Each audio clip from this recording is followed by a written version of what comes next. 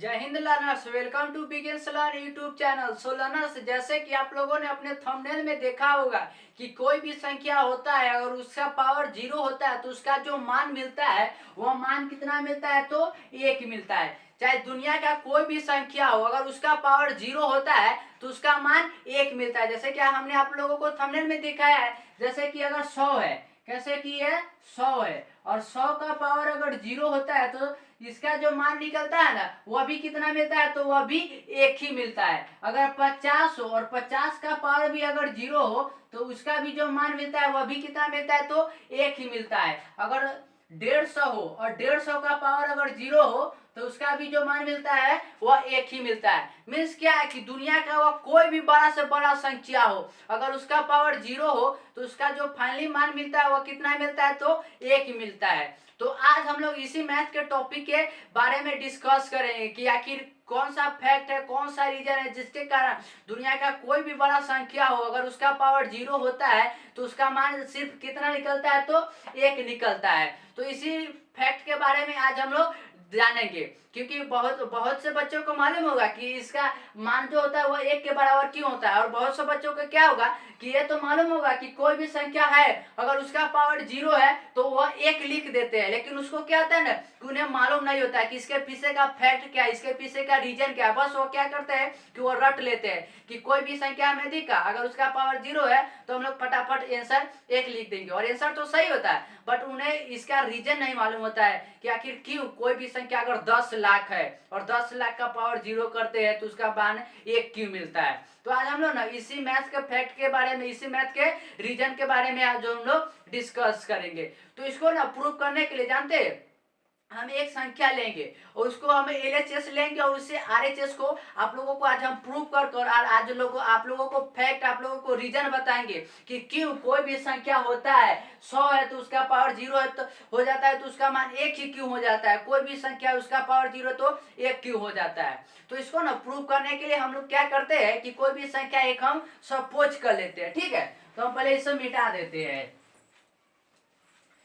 तो हम क्या करते हैं कि कोई भी संख्या मान लेते हैं, जैसे कि मैंने माना कि y कोई एक संख्या है। y क्या है? लेट। क्या करते हैं कि लेट y क्या है कि y कोई एक संख्या है और हम लोग जानते हैं कि अगर y के पावर जीरो करेंगे तो हमें कितना मान मिलेगा? तो एक मिलेगा। एक मिलेगा, ये तो मोस्टली बच्चों को मालूम होगा और किन्हें नहीं मालूम है तो वो याद कर लीजिएगा कि कोई भी संख्या है अगर उसका पावर जीरो है तो कितना मान मिलेगा? तो एक मिलेगा। अभी आप लोग सिर्फ याद कर लीजिए, अभी मैं आप लोगों को फैक्ट और रीजन बताऊंगा कि कोई भी संख्या है उसका पावर जीरो है तो एक क्यों होता है, ठीक है। तो हमने y के पावर जीरो है तो इसका मान एक मिलेगा, ठीक है। इतना तो आप लोग समझ चुके हैं।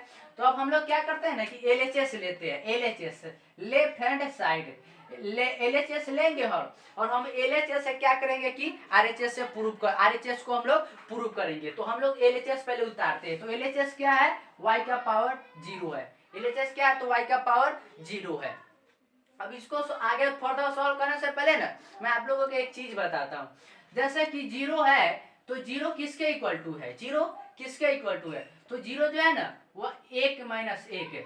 पहले आप लोग ये बताइए कि अगर एक माइनस एक है तो ये किसके इक्वल टू होगा? तो एक माइनस एक यानी प्लस माइनस अगर दो संख्या अगर सेम सेम हो, जैसे कि एक भी एक है और ये भी एक है, लेकिन ये प्लस में और ये माइनस में, तो ये प्लस माइनस कट के कितना हो जाता है? तो जीरो हो जाता है। उसी प्रकार अगर दो हो और माइनस दो, दोनों संख्या तो सेम है लेकिन एक प्लस में और दूसरा माइनस है तो वह कट जाता है। उसी प्रकार अगर 5 प्लस है और दूसरा जो माइनस अगर 5 है तो यह क्या हो जाता है कि यह कट के क्या हो जाता है? जीरो हो जाता है। मीन्स क्या हुआ कि कोई अगर सेम संख्या है, अगर एक प्लस में और दूसरा माइनस में तो कट के क्या हो जाता है? जीरो हो जाता है। इतना आप लोग समझ चुके होइएगा कि कोई भी संख्या अगर सेम सेम हो, अगर एक प्लस और दूसरा माइनस हो तो कट कर जीरो हो जाता है। तो हम लोग ना जीरो के जगह पर क्या करते हैं कि एक माइनस एक लिखते हैं। क्यों? कि एक माइनस एक तो मिलके जीरो ही ना होगा, तो जीरो की जगह पर तो हम एक माइनस एक लिख सकते हैं। आप लोग दो माइनस दो, तीन माइनस तीन, कैसे भी कोई भी संख्या लेकर, लेकिन प्लस माइनस को अगर जुड़िएगा तो जीरो होगा। तो हम लोग क्या करते हैं कि y का पावर 0 है ना, तो हम लोग इसे y का पावर 1 माइनस 1 लिखते हैं। 1 माइनस 1 लिख सकते हैं क्योंकि प्लस 1 और माइनस 1 कट कर 0 हो जाएगा, तो इसे हम लोग लिख सकते हैं। अब इसे सॉल्व करने से पहले ना आप लोगों को एक मैथ का सिंपल सा रूल है जो आप लोग बचपन से पढ़ते आइए होगा, उसको आप लोगों को मालूम होना चाहिए। वो बचपन का रूल कौन है? तो वो बचपन का रूल जो इस प्रकार से है कि अगर कोई सपोज कि अगर जैसे कि मैं एग्जांपल के थ्रू आप लोगों को समझाता हूँ, जैसे कि अगर 10 का पावर 2 हो और बटा में 10 का पावर 1 हो, दोनों संख्या सेम है, सिर्फ क्या है कि उसका पावर उसका 2 है और इसका 1 है, ठीक है। तो हम लोग क्या करते हैं कि बचपन से ऐसे रहता है तो हम लोग इसे सॉल्व कर क्या लिखते हैं कि 10 का पावर 2 माइनस 1 ऐसे लिखते हैं ना। क्यों लिखते हैं? क्योंकि दोनों संख्या अगर सेम हो लेकिन उसका घात अगर डिफरेंट यानी कि उसका पावर अगर डिफरेंट हो तो जो नीचे वाला संख्या होता है ना ऊपर जाकर क्या हो जाता है, माइनस में चला जाता है, माइनस में चला जाता है। तो अगर उसी प्रकार मैं यहाँ पर लिखूं कि 10 के पावर 1 बटा में 10 का पावर 1, ठीक, दोनों पावर तो कोई भी हो सकता है, तो 10 का पावर 1, तो इसी प्रकार ये क्या हो जाएगा 10 का पावर 1 माइनस 1, क्योंकि यहाँ पर पावर 1 है और 1 माइनस 1 हो जाएगा। उसी प्रकार अगर आप लोग यहाँ पर देखिएगा तो ये क्या है कि y का पावर 1 माइनस 1 है, और यहाँ पर देखिए अगर 10 को अगर हम लोग y कंसीडर करके चले तो यह इसी के बराबर है, तो इसके बराबर हम लोग ये लिख सकते हैं। तो हम लोग इसके बराबर ये लिखते हैं यानी y इक्वल y के पावर 1 माइनस 1 है, तो हम लोग इसे क्या लिख सकते हैं y का पावर 1 बटा में y का पावर 1। इससे ये तो आप लोग बचपन से ही पढ़ते हैं, ये होगा, तो ये ऐसे लिख सकते हैं इससे। और अब अगर आप लोग अगर ध्यान से देखिएगा तो ये y के पावर 1 और बटा में भी है y के पावर 1 यानी सेम संख्या है, और कोई भी अगर सेम संख्या रहता है तो वो कट के क्या हो जाता है, 1 हो जाता है।